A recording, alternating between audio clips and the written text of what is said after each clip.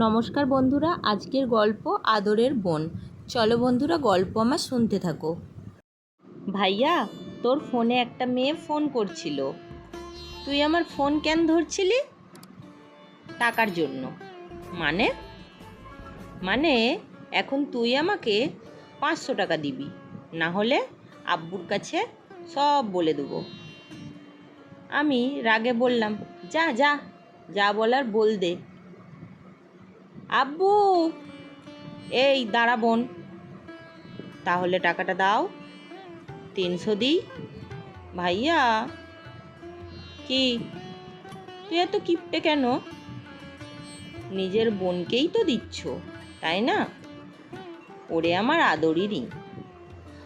রিয়াকে টাকাটা দিয়ে বাসা থেকে বের হচ্ছি, এমন সময় মোনালিসার ফোন এসলো। রিফাত, তোমার বোন এমন কেন? আমি অবাক হয়ে বললাম, কেমন? সরকার গরিবের ব্যবসাতে ট্যাক্স বসায়, আর আমার বোন আমাদের প্রেমে। আমি পুনরায় অবাক হলাম। মোনালিসা বলল, রিয়া বলেছে প্রেম করতে হলে প্রতি মাসে তাকে 2000 টাকা করে ভ্যাট দিতে হবে। আমার বোন রিয়া অত্যন্ত ভালো একটা মেয়ে, তাকে আমি কোনোদিনও কোনো ছেলের সাথে কথা বলতে দেখিনি। তার লেখাপড়া আর টিউশন ফি সব আমরাই দিই, কিন্তু ও অতিরিক্ত টাকা দিয়ে কি করে?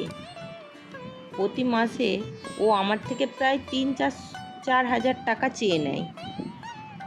ভাবনার পরিশেষে সিদ্ধান্ত নিলাম, আগামীকাল রিয়া কলেজের ক্লাস শেষ করে টাকা নিয়ে কোথায় যায় সেটা আমি লক্ষ্য করব। হঠাৎ লুকিয়ে লুকিয়ে তাকে ফলো করব। দুপুর 1:30 আমার এক ফ্রেন্ডের মোটর বাইক নিয়ে রিয়ার কলেজ গেটের সামনে চলে গেলাম।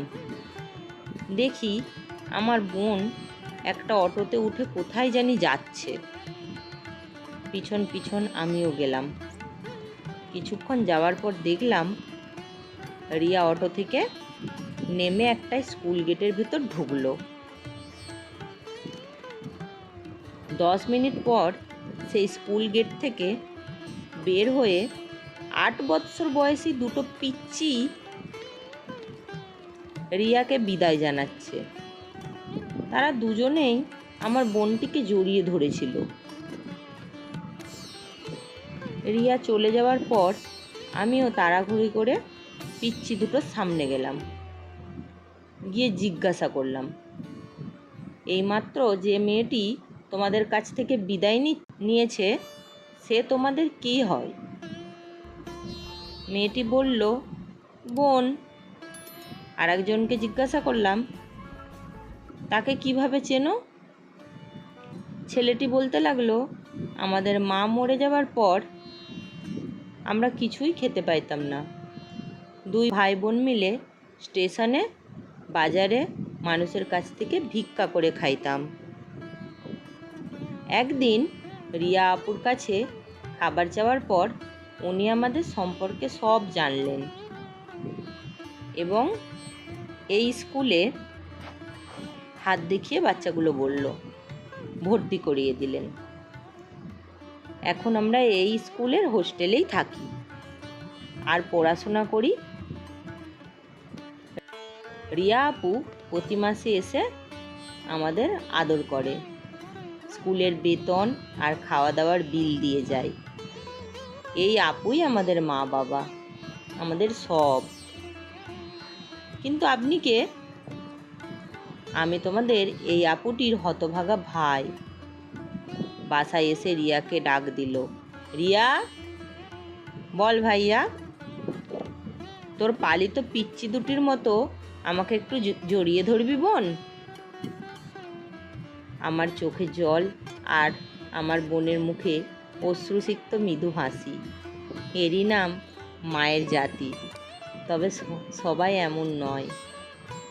তো হ্যাঁ বন্ধুরা, সত্যিই সমাজে এরকম মানুষ খুব কমই দেখা যায়, আর সকলে এরকম হয় না।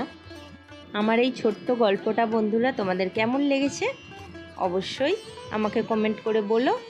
আর ভিডিওটা যদি তোমাদের ভালো লেগে যায় অবশ্যই লাইক আর শেয়ার করে দিও। আর যারা আমার চ্যানেলে নতুন তারা অবশ্যই করে আমার চ্যানেলটিকে সাবস্ক্রাইব করে পাশে থাকা বেল বাটনটি বাজিয়ে দিও, যাতে আমার ভিডিও তোমরা সবার আগে দেখতে পাও। তো বন্ধুরা, আবার আসবো এরকম ছোট্ট ছোট্ট গল্প নিয়ে।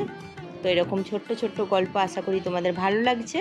তো এইভাবেই আমার পাশে থেকো, সঙ্গে থেকো, আর সব সময় সুস্থ থেকো। তো চলো বন্ধুরা, আজকে বিদায় নিচ্ছি এইখানেই। টাটা।